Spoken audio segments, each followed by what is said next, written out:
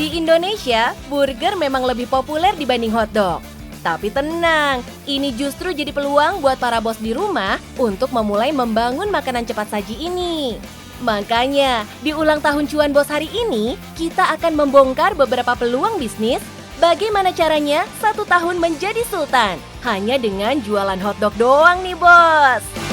Beh, ini baru namanya modal murah meriah, hasilnya bikin dompet merdeka. Alright, Malvino sekarang ini lagi di boothnya Vino nih di Hotdog Boy. Pengen ngucapin apa? Pengen ngucapin selamat ulang tahun yang ke-1 buat Cuan Bos Trans 7. Semoga programnya makin panjang, makin melejit, makin keren, dan yang pastinya makin memotivasi anak-anak muda supaya bisa memulai bisnisnya. Supaya bisa apa? Supaya bisa dapat cuan, Bos.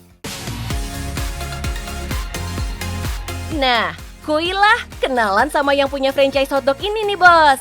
Selebriti yang sering warawiri di layar televisi, Malvino Fajaro. Bagaimana ya, di tengah kesibukannya, dia juga mampu membangun dan mengembangkan bisnisnya? What's up guys? Yeay! Selamat datang di booth gue, booth Hotdog Boy. Oke guys, sekarang ini gue Malvino Fajaro pengen kasih tau sama kalian semua. Gimana sih kalau kita pengen dapetin cuan-cuan dari bisnis franchise? Menarik kan? Asik kan? Iyalah, karena untuk zaman sekarang ini bisnis franchise itu salah satu bisnis yang bisa dikatakan asik dan menyenangkan juga. Nah, pengen tahu nggak kira-kira gimana sih tips and triknya kalau pengen jalanin bisnis franchise seperti ini? Ikutin Vino ya. Oke, yuk.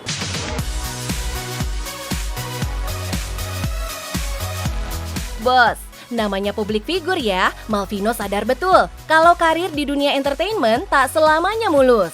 Makanya, ia pun mulai berinvestasi, jaga-jaga jika suatu hari nanti tidak aktif lagi di televisi. Nah, di antara banyaknya pilihan bisnis, Vino justru memilih untuk gabung dalam konsep usaha waralaba alias franchise bos. Ini nih, salah satu booth franchise miliknya yang terletak di kawasan Depok, Jawa Barat. Jadi sob, franchise sendiri merupakan salah satu bentuk kerjasama usaha di mana pemilik merek dagang memberikan hak kepada pihak lain untuk menjual produk atau jasa miliknya.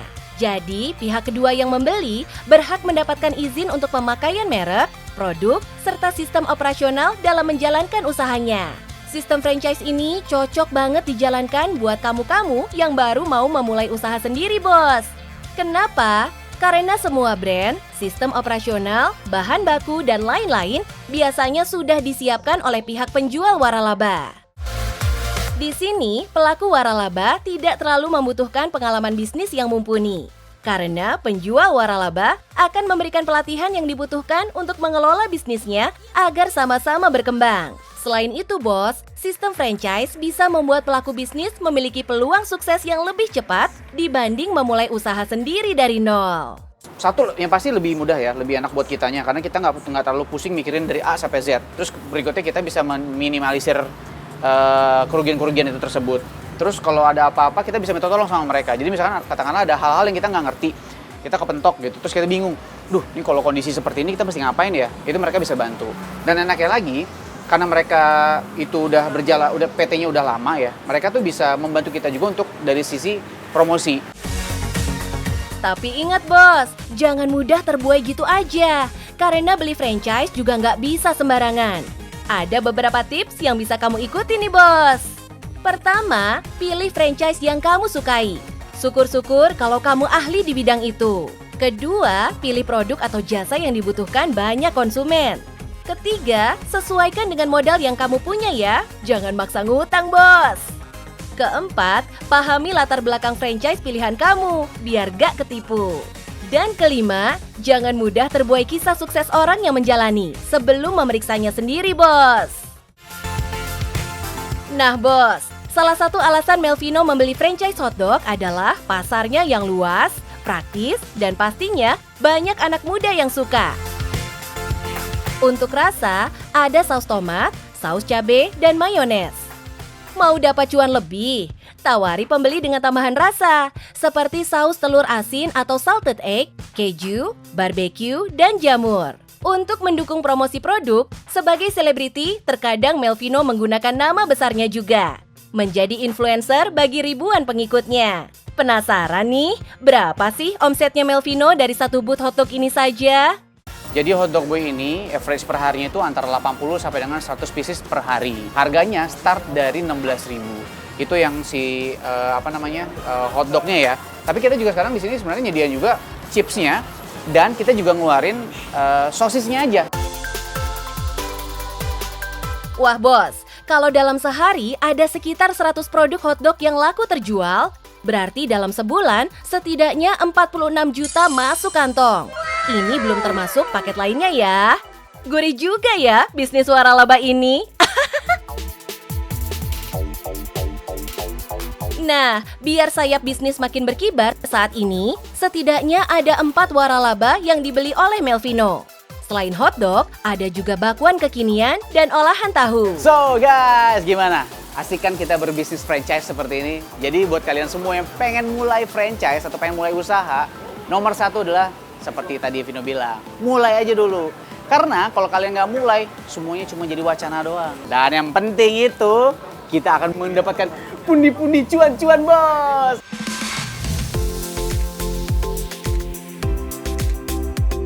Musim liburan nih bos, sudah tahu belum mau kemana? Kalau waktu cuti kalian singkat, tenang bos, kamu masih bisa healing kok. Salah satu pilihannya adalah menginap di hotel. Hotel bukan sembarang hotel, tapi staycation di hotel dengan konsep tematik. Tingginya permintaan warga akan penginapan yang nyaman sekaligus bisa menjadi tempat liburan, membuat para pelaku bisnis perhotelan memanfaatkan hal ini menjadi peluang, bos. Dengan konsep one-stop staycation, pengunjung bisa menginap sekaligus berlibur tanpa harus pergi kemana-mana lagi. Di 1 tahun cuan, bos, kuy kita belajar bagaimana membangun bisnis penginapan tematik langsung dari ahlinya. Halo bos, saya Teguh dari Kapal Garden Hotel Malang. Buat kamu-kamu yang mau berbisnis di perhotelan, yang paling penting adalah manfaatkan peluang dan juga berinovasi. Nah, untuk tahu keseruan bisnis kita dan juga staycation di tempat kita, ayo ikuti saya. Nah, salah satu penginapan yang mengusung konsep seperti ini ada di Kabupaten Malang, Jawa Timur, bos. Lihat, bos, dari jauh saja hotel ini sudah terlihat unik. Berada di kawasan Sengkaling, Kecamatan Dau, Kabupaten Malang, Provinsi Jawa Timur. Arsitektur bangunannya dibuat sama persis dengan kapal pesiar. Ide bisnisnya boleh uga ya, bos. Pengunjung nggak perlu berlayar beneran dan merasakan mabok laut deh. Gak sekedar bangunan yang dibuat mirip, fasilitas interior dalamnya juga dibuat ala kapal pesiar mewah. Vibes-nya dapat banget ya. Tipe kamar yang ditawarkan juga beragam, bos. Mau yang kelas ekonomi plus-plus atau eksekutif? Ada, tergantung budget kamu aja. Setidaknya ada 5 tipe kamar yang ditawarkan. Setiap kamar memiliki keunikan tersendiri, bos. Mulai dari tempat tidur bertingkat sampai dengan ratusan box ranjang yang berada dalam satu ruangan dengan konsep sharing. Yang suka backpacker pasti seneng nih sama modelan kayak gini. Oh iya, ada ruangan khusus cewek dan cowok loh ya. Untuk bisa menginap, rate-nya juga sangat variatif. Mulai dari Rp70.000 per orang per malam sampai dengan Rp800.000 per ruangan. Gak cuma menawarkan konsep bangunan tematik, tempat ini juga dilengkapi spot taman hiburan yang menarik. Zaman now kan, orang-orang yang liburan gak mau pakai ribet, bos. Tinggal nginep, udah dapat paket lengkap. Kalau mager, ya tinggal tidur aja di kamar. Terkait dengan bangunan, sebenarnya hotel ini merupakan bangunan alih fungsi dari wisma tempat para atlet menginap.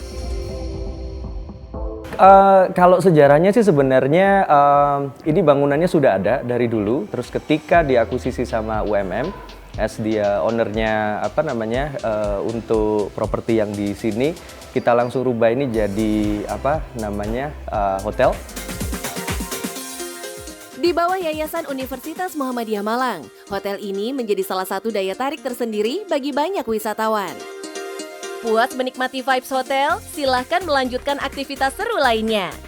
Bagi pengunjung yang tidak menginap, cukup membayar tiket Rp30.000, kamu tetap bisa menikmati beragam aktivitas menarik. Mulai dari wahana air, waterboom, sampai spot instagramable menarik lainnya. Sementara untuk tamu hotel, semua sudah free of charge ya, Bos. Bos, membuka usaha penginapan itu gampang-gampang sulit ya. Pemilik juga harus memikirkan gimana cara membuat para pengunjung nyaman. Karena kalau sudah nyaman, mereka bakal datang lagi dan lagi. Plus, dengan senang hati, merekomendasikannya ke relasi mereka. Kedua, akses. Semakin strategis lokasi yang dipilih, bikin pengunjung tidak akan kesulitan mencari keberadaan hotel. Jadi, nggak bikin nyasar-nyasar juga ya. Terakhir, mengikuti aturan dan norma yang berlaku sesuai dengan lokasi atau daerah yang dipilih sebagai tempat memulai usaha perhotelan. Plus, urus juga tuh semua izin dan legalitas usaha. Kalau semua poin ini dilakukan, hopefully running well ya, Bos. Jadi yang harus dipelajari pertama itu adalah market. Marketnya dulu, kalau di hotel itu kita harus decide dulu market kita itu banyak ke leisure atau ke bisnis. Terus kalau sudah ke leisure atau ke bisnis, strateginya apa? Mau tahu nggak, Bos, berapa omset dari hotel dan taman hiburan ini? Monggo Pak Teguh. 122 bed ya. Kita punya 122 bed di paling murah di rate kisaran 70 sampai 75-an. 75.000 per night. Taman hiburan sendiri per bulannya pengunjungnya berapa? Bisa ada di 3.000 per bulan. Dengan tiket masuknya di 30.000 per orang. Ya. Kalau dihitung dari jenis tipe kamar box, dengan harga paling murah senilai Rp70.000 per bed, dengan total tempat tidur 122 buah, berarti dalam sebulan omsetnya mencapai Rp256.200.000. Dengan catatan kalau tiap hari penuh ya, Bos. Sementara kalau cuma tiket wisatanya aja, dalam sebulan setidaknya ada 3.000 pengunjung yang datang, dengan harga tiket Rp30.000 per orang. Berarti dalam sebulan, omset dari tiket saja sudah mencapai Rp90 juta. Tapi Bos, namanya bisnis jasa, promosi dan kerjasama dengan berbagai kalangan juga kudu kenceng ya. Biar makin banyak yang tahu, apalagi kalau ada aktivitas-aktivitas baru. Hai Bos, thank you sudah mampir di Kapal Garden Hotel Malang. Mau tahu ide bisnis dan peluang bisnis lainnya? Tetap saksikan Cuan Bos di Trans 7.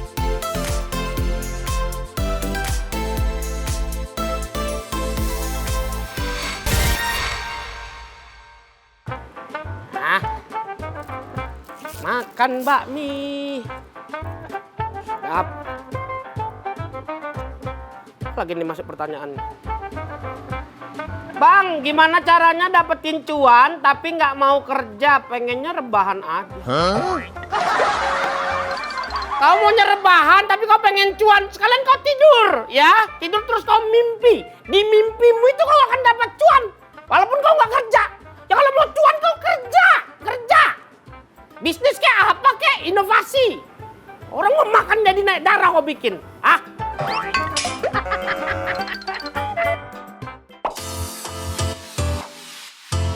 Bah, bisa kali abang ini. Tapi bener sih Bos, kata Bang Jenda, yang mau cuan lebih, kerja wuih. Kalau enggak ya buka usaha. Masa kalah sama abang paling heboh sejagat ini? Meski namanya mulai dikenal di kancah hiburan tanah air, nyatanya pria asal Sumatera Utara ini nggak mau puas begitu aja, Bos. Berbagai terobosan tetap ia lakukan, termasuk memulai peruntungan dalam bisnis kuliner. Mau tahu dong seperti apa konsep dan produk yang dibuat Bang Jenda? Kuilah kita bedah bisnis bakmi khas Sumatera Utara di spesial Cuan Bos 1 tahun menjadi Sultan. Bisnisnya Bang Jenda sendiri belum nyampe 1 tahun loh, tapi cabangnya sudah menggurita. Bisnis bakmi terdengar receh ya, tapi untungnya kagak receh, Bos. Oke, yang carbonara masih ada kan? Semua, ini rendang jangan sampai habis, karena banyak yang order kan? Oke, siap. Sayurnya aman semua. Udah datang kalian? Aku Jenda Munte. Aku dari anak bakmi. Nah, kalian kalau mau dapetin cuan, nah makanya jangan lupa ikutin terus acara ini. Cuan Bos.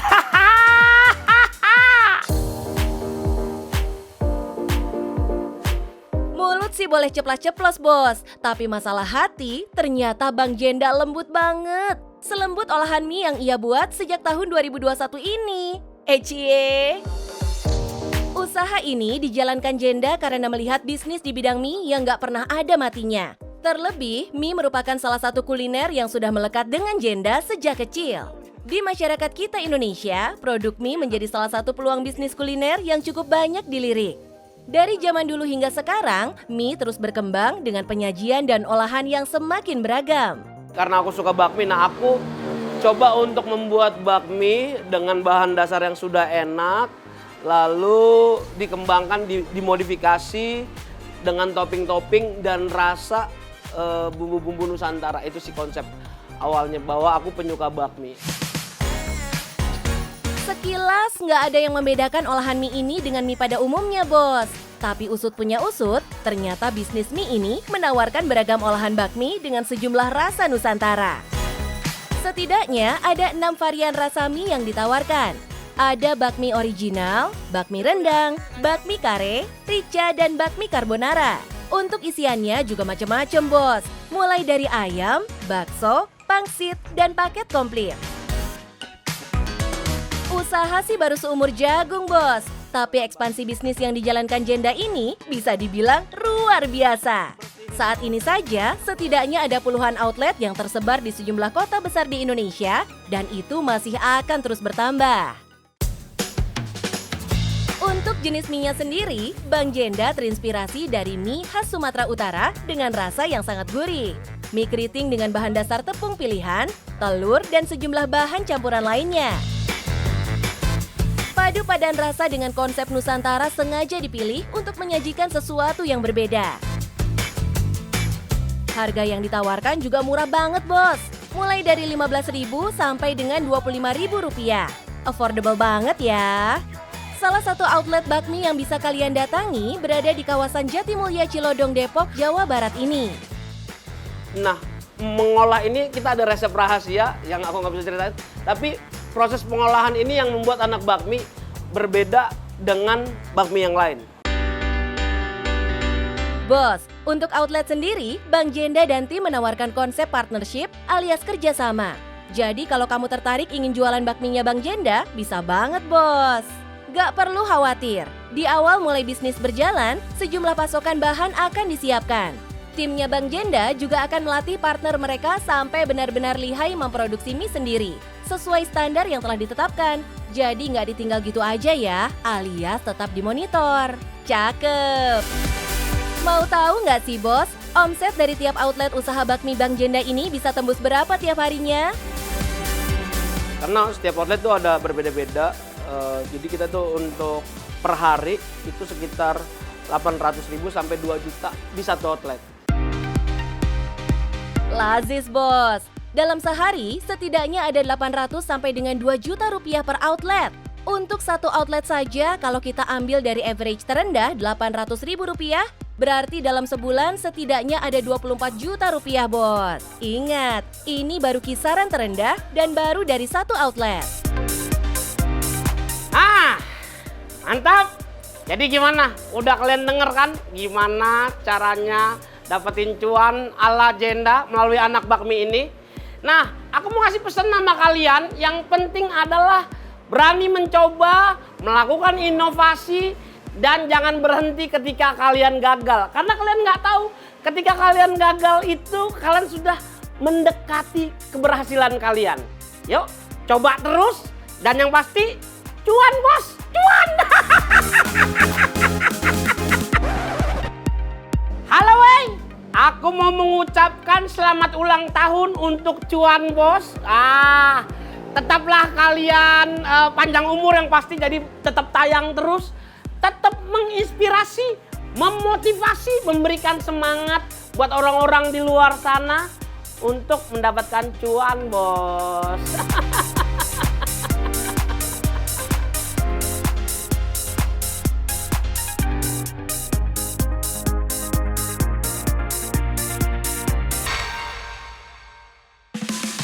Bos, siapa yang suka singkong? Jangan pinter makannya doang dong. Jualin deh singkongnya biar jadi cuan. Singkongnya dibikin getuk ya, getuk kekinian. Rugi deh kalau sampai kelewatan nonton kisah sukses penjual getuk di Cuan Bos Sabtu depan. Dan jangan lupa juga ya buat download aplikasi Alobank, bank digital masa depan yang akan membuat hidupmu lebih mudah. Scan barcode di layar dan semua transaksi finansialmu dalam genggaman. Membayar semua tagihan, gratis transfer antar bank, sampai kupon potongan belanja dan harga khusus. Segera download ya bos! Selamat berakhir pekan, dan yang penting, cuan bos!